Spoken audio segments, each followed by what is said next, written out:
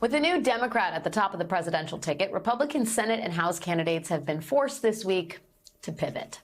A memo from the Senate Republican campaign arm this week advises that candidates should not be shy about aggressively tying their opponents to Kamala Harris's extreme agenda. Meanwhile, NBC News reports Democrats down ballot are for the most part sticking with their current strategy of focusing on local issues rather than national politics, while at the same time hoping to benefit from the surge in money and volunteers that Harris has brought up and down the ticket. Joining me now is Adam Gentleson, former chief of staff for Senators John Fetterman and Harry Reid. Adam, there is no person I want to talk to more than you about all of this. I will note for people who do not know, the Senate Democratic campaign arm, the DSCC, had back-to-back million-dollar online fundraising days on July 21st, which is the day Biden dropped out, and the following day, which is the two best fundraising days of the election cycle thus far. Adam, do you think that that is a short-term halo effect of sort of the excitement of the Harris switcheroo, if you will? Or do you think this change at the top of the ticket has a possibility of meaningfully changing or affecting Democratic chances in the Senate overall? I think it's more the latter. I mean, look, money is money. So if it comes in a rush all at once, and we don't have another major rush like this down the road, that's fine because that money is banked and you can use it, as you will. And those days that we had were pretty incredible. I mean, those were, historic fundraising days that you rarely see in this business. So, there's that.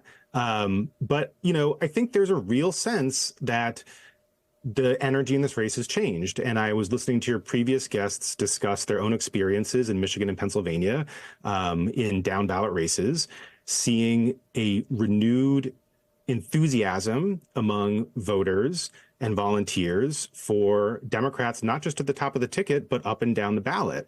And that seems real. I think what we're seeing is that, look, as incredible as President Biden's record was, and I think he'll go down as one of history's greatest presidents, voters were demanding a different matchup. They just didn't want these two people to have to choose between the two people again.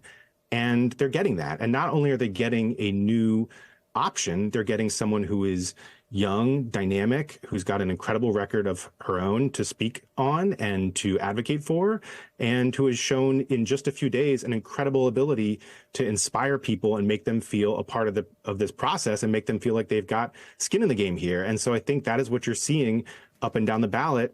Will it last? I think it probably will. I think this feels genuine. It's got sort of a little bit, I hesitate to say this, I don't want to jinx it, but there are some 2008 vibes in the air right now, and that feels very real. I do wonder whether you think it's meaningful enough to change dynamics. I mean, I would assume Arizona and Nevada, right, which are more diverse states, where you have Ruben Gallego and Jackie Rosen, who are Democrats in the Senate races. It's going to help them, right, because she's trying to bring those states back into the battleground category. But what about places like Ohio, where Sherrod Brown is in an uphill climb, and Jon Tester in Montana? Do you think Harris changes the race in those states? And I'll note that I believe in Ohio, Sherrod Brown was up 5 points. Trump is up 7 points. There's a 12-point spread. So voters are giving Democrats a certain sort of benefit of the doubt, despite whatever they think about the Democratic candidate. This was back when Biden was running. That's right. I mean, look, the good news when it comes to Senate races for Democrats is that Democrats were performing reasonably well across the board, even before we had a switch at the top of the ticket. Even in our toughest races this cycle in Montana and Ohio, Sherrod Brown is up in Ohio and Jon Tester is up in Montana. Now, those are close and they're likely to close and, get even closer as November approaches.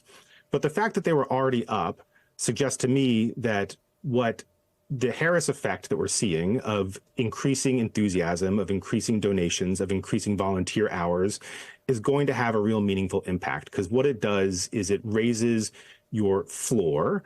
It, in this polarized era that we have, it's hard for either side to drop below too low a floor if their base is engaged and energized.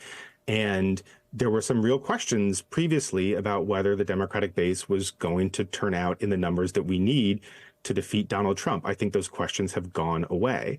And so what Harris has done is to elevate that floor to the point where Democrats will hit what you're sort of expect in a polarized environment. Now, in a state like Ohio, in a state like Montana, you need to do better than just Democrats sort of go to vote share, because Democrats generally lose in those states.